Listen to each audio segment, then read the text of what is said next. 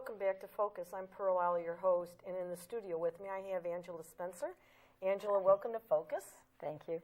And you've been on the show before, but for another reason, tell us a little bit about who you were. And last time when we talked about me being a neurologist and also my paintings. So I am a neurologist and board certified in neurology and psychiatry. I work independently. My office is at Apollo and NASA, very close in Melbourne. Basically, I am from the Cleveland Clinic and I am specializing in cerebrovascular diseases like migraine headaches, strokes, vasculitis, Alzheimer's disease, different dementias, and everything else, the bread and butter of neurology, backache, neckache, vertigo, that sort of things. I also work at Kindred Hospital and Palm Bay Hospital. wow. So it's a little bit running around. And you're also an author on top of all of this, and Yes. when you find time to write, I have no idea, but you've done it. Usually between 11 p.m. to 5 a.m. I don't do anything useful. That's what I usually say. Well, you have written a fabulous book, and I have started reading this one, and this one is called The Dating Games, and tell me a little bit about this one. I've read it, but tell the audience a little bit about this one. Fabulous and a must-have book if you want to know about dating. I worked in Tallahassee running the city's dementia clinic, and because of the elderly population always brought in by various family members who, like everybody else, went through divorces and newly found themselves single and dating. But in the interim, last 30, 40 years, a lot of time has passed, dating changed, society changed, so they reverted to the computer meeting. And unfortunately, the stories I've heard in family counseling were not pretty stories. Computer dating, although the idea and the concept is perfect, but it has an inherent danger because a person who is not decent, let's put it this way, can present himself or herself as a totally different individual, post in different pictures and goals, and harm other people. And that's unfortunately common nowadays. So tell me, what's the secret of having a good relationship? I asked that my mother after 62 years of marriage, and she told me, I don't remember the bad things, and I tell myself the good things until I myself believe in them. That's a great and that's way. it. Be a little bit naive and then you don't remember anything. And bad memory. Right. And I always heard that it's always good not to say anything. I ask people that myself, how do you stay married so long? And we've got a couple people in the audience right now that have been married for a long time, our camera people. Bob and Dorothy Rhines, and they've been married for quite a while, and with family and kids. And, I asked them, how do you stay? And they do a lot of things together.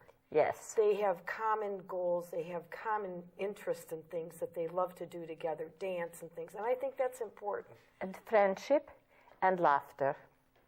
And that's true. And those are important. Now, That's when what you I wrote found. that book, what stimulated you to write that book? Basically, after I've heard so many heartbreaking stories, and disillusionment, disappointment, and I just felt sorry for the people who were wronged, unbeknownst to them, undeservedly. And I think that's what made me write it. So it sort of gives help to the people who are dating, what to expect, what to watch out for, and preemptively or proactively think about what can happen.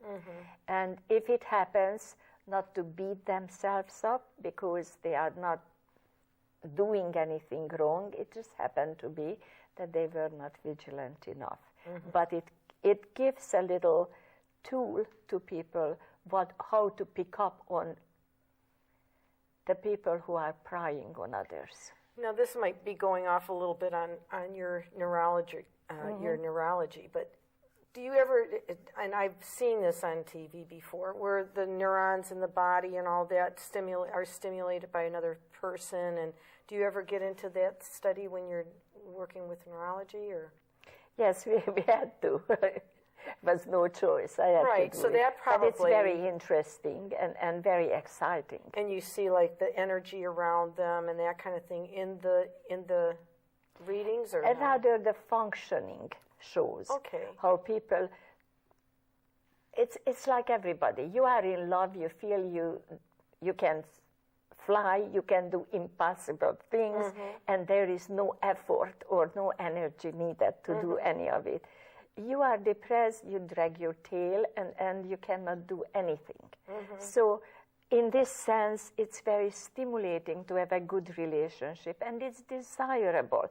And people think if somebody reached the age, ripe old age, 45, 50, 60, oh my God, you are old, you don't need anything. Me. I did. Okay. I made a huge mistake one time, not many times, not one time, and I'm still single. But I did get married fast because I thought that age thing hit me, and I said, boy, I need to get married. I'm getting older, and I don't want to be alone. And it was a big mistake. And what do you do in those kinds of situations? You get in and out of a relationship, and then you become a little bit of afraid to get back on the bike again, so to speak. And it's hard. It's hard to find, and everybody that knew I had this book and you being on the show, they're all saying, you better read that book. I said, I am reading it, believe me. Now, you've written another book here, it's called Land of Cotton. Land of Cotton, which is it's old times there and not forgotten. Correct, excellent. Huh? It is placed in the South, in the rural community near Memphis, Fayette County actually, and it is, as I wrote in it, it's a Bible Belt, which is very distinctly different than anywhere else in the U.S. I traveled. And the current times are changing, even the delicate and gentle Southern styles, and people become more aware of their limitations and abandoning it, the past hierarchy, and getting involved with drug smuggling, immigration, crimes, at the same time using the cover-up of being religious and not necessarily God-fearing, but religious, and in the name of God, so to speak. Exactly. Right? And praise the Lord type of people that are yes, doing other things behind the back. When women are trying to be sweet to each other, God bless your soul, you look so good in spite of your age, this kind of things, Now, I told you look good, and I meant it, though. And I like that sweater, and I do like it, and I wasn't trying to play up. Thank you. So when do you know when it's real and when it's not? You don't. You don't. Okay. And don't ever listen to people. Look at them, what they do. Yeah. Anybody can say anything. I was told by one of the police chiefs, detective at this point, he said, I do not look at what people do. I do not believe what I see even, and I only believe half of it if I see it. Oh. So it's kind of hard to live that way, though. It is hard, especially a woman who is thinking with the heart, and we make judgments based upon emotions. Now, your book, you also did the cover of that, the painting. Maybe we can bring the painting up. We do have a picture of that, and it is gorgeous. You are a wonderful painter. This is a cotton field I saw in Tennessee, and that field is, as far as you can see, was cotton. And as a matter of fact, I went in and picked some branches there. Oh, wonderful. And I never knew how thorny it is. So it was interesting, but it's and beautiful. you had that sweater made from it too, right? Yes, in my spare time at home.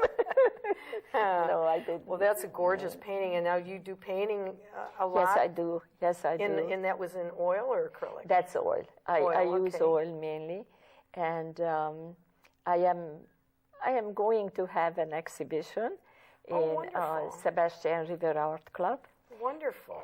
So hopefully it will and when be will that good. Be? I think it's in March. I don't know exactly when. Okay. And then Palm Bay Library and Malabar reserved November for a one-woman show exhibition. Great. And if they want to contact you regarding the books or the shows, the art show, you have a web page. Would you have that on your web page? The Dating Games is in Barnes & Noble in the catalog under my name. So Angela Spencer, Dating Games. The Land of Cotton just came out, and that's the proof of the book. And thank God it came out as a proof, because the printer made a mistake in it by repeating one of the chapters twice. So thank goodness. Right. So the real one is coming out, I think, in March. Currently available by my email, aspencermd@gmail.com, or my website, which is currently getting revamped and updated. That's www.sundayswithangela.com. Okay, so it isn't your TV show, Sundays with Angela. No. Because everybody's going to start looking for that on this TV. They're going to think you're on there. Yes. I've really enjoyed having you on the show again. Thank you so much. I'm lucky that I was the host again for your show. I am lucky you had me. Thank you so much for being on the show, Thank Angela. you. I appreciate it. And we'll see you next time. Thank you. More Focus. Until then, good night. Good night.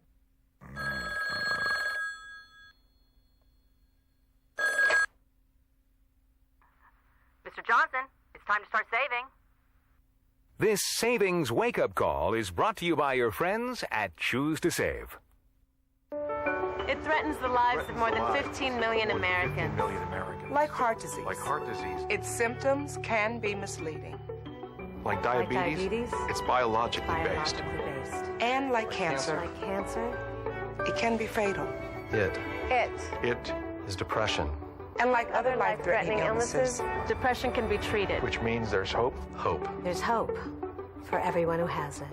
Learn more at depressionisreal.org.